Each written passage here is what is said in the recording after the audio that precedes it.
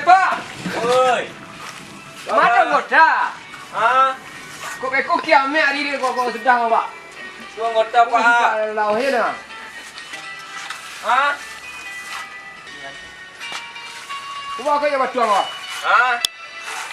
Tidak Pak balik apa lah. Kayu ke. Yang asuransi dan keluar lain. Ih, tuang weh Pak.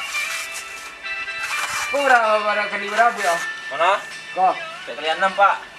tak kelainan berpelampek nah. Ha, 24 Pak. Cuma 23 lain. Ha? 23 lain mah. Cik dua. Ha, tu kau boleh tukang Pak ah. Apa tak boleh boleh tukang dulu. Ha, tu yang Kau mah cik hancur bersama Pak cik kau deh kau. Ha, Kalau Pak. hari kerja kah? Ah. Lagi boleh hari je. Siapa kerja punya Pak? Saya plaster nanti plastis ni.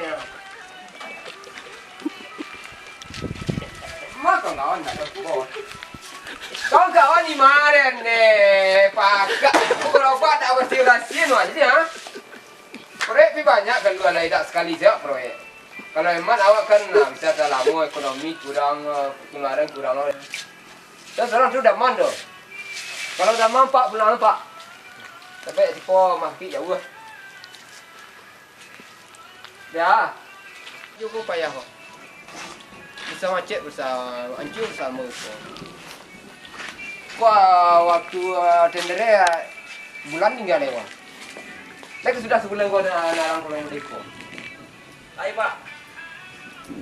Isin salah bisa. Abraha.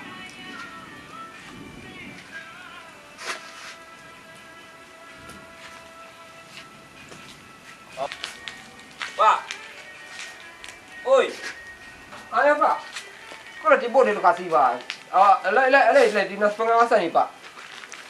Anggota sebalik orang sudah Pak. Ia siap matok lai. Apa ilo hari? Ayo lah PP 3 hari dia tu siap dah Pak. Kau lah masih di lokasi. Ayo Pak. Selamat siang.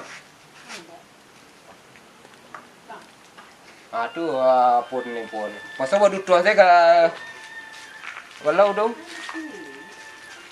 Tu harus disiapkan selama seminggu pun naik lah. Sampai lo lah kelu anak orang tukang ni. Iku ada kedon sekte Pak. Baga, kawan siapa? Tentang aja lah. Ha? Tentang lah. Agak kerasa kau jumpa Pak. Binti saya dapat bayi kami. Padahal kirim titik di Kuala Lumpur. Kemana Pak kiriman kami? Ada kening. Bang sentral tu ah. Masa itu apa Pak kiriman? Kan baru. Baru. Yo. Ikut saya tu aja leh Pak lah. Apa ni gaji tu gaji ni Pak. Yo tu apa soal tu. Baik kalau Joko harus lancar kan. Ibu kalau jadi dapat gaji.